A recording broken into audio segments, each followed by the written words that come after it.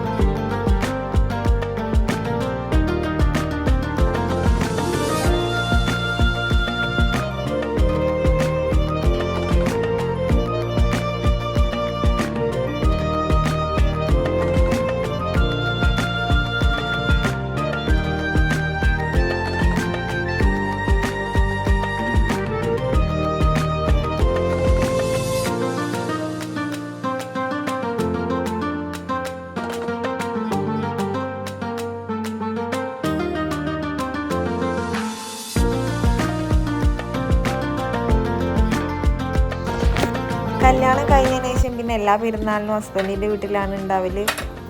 ഉച്ചയ്ക്ക് ശേഷമോ വീട്ടിലേക്ക് പോകലുള്ളൂ.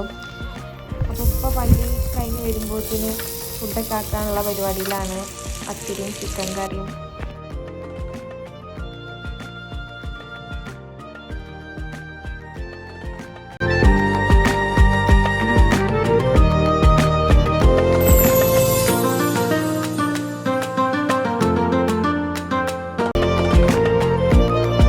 അശിക്ക നാട്ടിലില്ലാത്തതുകൊണ്ട് തന്നെ നമുക്ക് വേറെ എവിടെയും പോകാനൊന്നും ഇല്ലേനു. അപ്പം ചായയൊക്കെ കുടിച്ചതിന് ശേഷം എൻ്റെ വീട്ടിലേക്കാണ് പോയത്. അങ്ങനെ ചായയൊക്കെ കുടിച്ചതിന് ശേഷം എൻ്റെ വീട്ടിൽ പോയി. പറമ്പിൽ ബസാറിൽ. ഹസ്ബൻഡിൻ്റെ വീട് പാലത്താണ്. കുറച്ച് ഡിഫറൻസേ ഉള്ളൂ. അപ്പം ഉമ്മയും ഉപ്പയും ഞാനും എർസയും കൂടി വീട്ടിലേക്ക് വന്ന് ഉമ്മ ഞങ്ങൾ വരുമ്പോഴത്തേന് ബിരിയാണിയൊക്കെ ഉണ്ടാക്കി വെച്ചിരുന്നു. ഇന്ന് ഇവിടെ നിന്നാണ് ഫുഡ്. ഇക്ക നാട്ടിലില്ലാത്തതുകൊണ്ട് തന്നെ വീട്ടിൽ ഫുഡൊന്നും ഉണ്ടാക്കിയില്ല. നമ്മൾ വേറെ ഇങ്ങോട്ടാണ് വന്നത്. അങ്ങനെ എത്രേ ഉള്ളൂ നമ്മളെ പെരുന്നാൾ ബ്ലോഗ്. അപ്പം ഇൻഷാ അല്ലാഹ് അടുത്ത വീഡിയോയിൽ കാണാം.